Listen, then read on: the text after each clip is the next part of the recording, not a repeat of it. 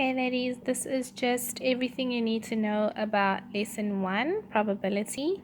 The first thing we were introduced to is the formula to calculate what is the probability of an event.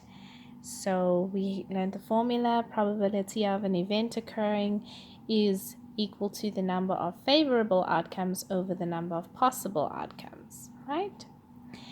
And then we also learned about complementary events. So those are events, and I always use the word opposite to explain complementary. So it's the probability of an event not occurring.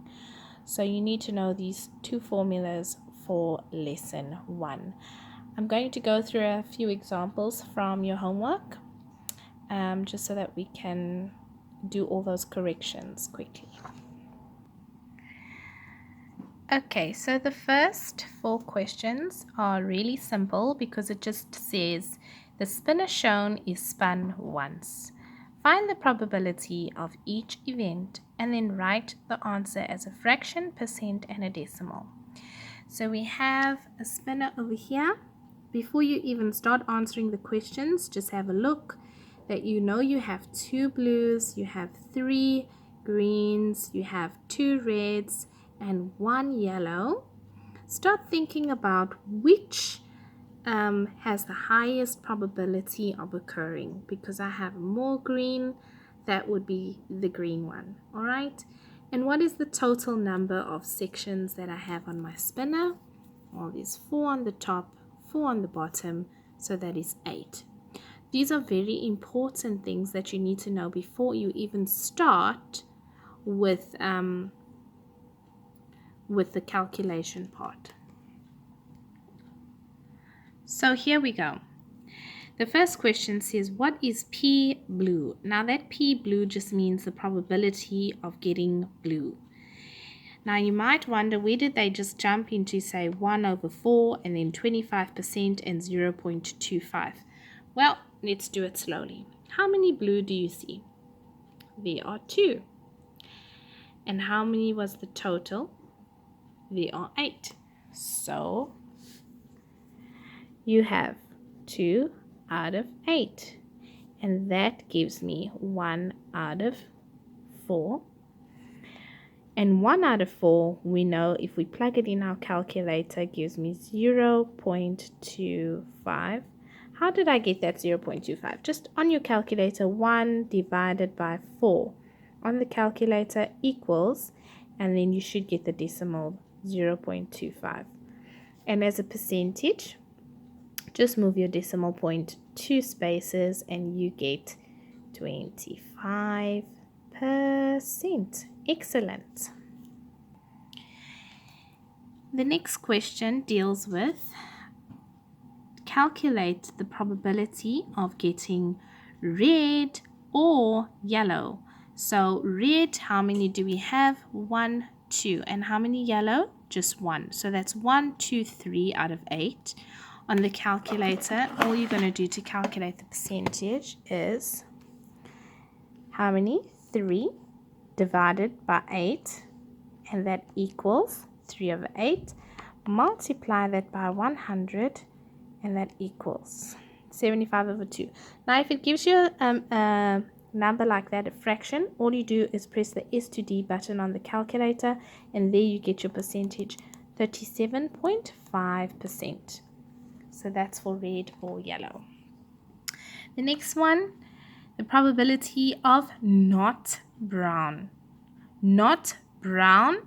Do you see any browns on the spinner? All of them are not brown. So that is why the probability will be 100% or 1. 1 over 1, 100% or 1. What about not green? So anything on the spinner that is not green. How many do we have that's not green? We've got 1, 2, which are the blue, 3, 4, which are the reds, and 5, which is the yellow. That's why they've got 5 over 8, which is 0.625. Again, just on your calculator, 5 divided by 8, and that is 62.5%. Now, this question is a little bit more tough because it deals with the complement of an event, so something that does not occur. It says refer to the table on air travel at selected airports. Suppose a flight that arrived at El Centro is selected at random. What is the probability that the flight, now look at this, did not, underline did not arrive on time? Write your answer as a fraction, decimal, and percent and explain your reasoning. So if we look at the table on the left, we have El Centro. It has arrivals on time, 80 what?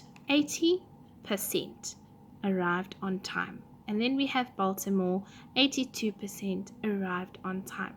They asked us, how many did not arrive on time? So, if 80%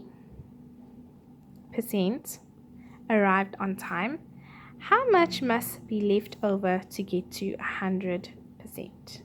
Because remember, the sum of an event and its complement must give me 100%. Well, that would just be 20%. So there's a 20% chance that the flight does not arrive on time.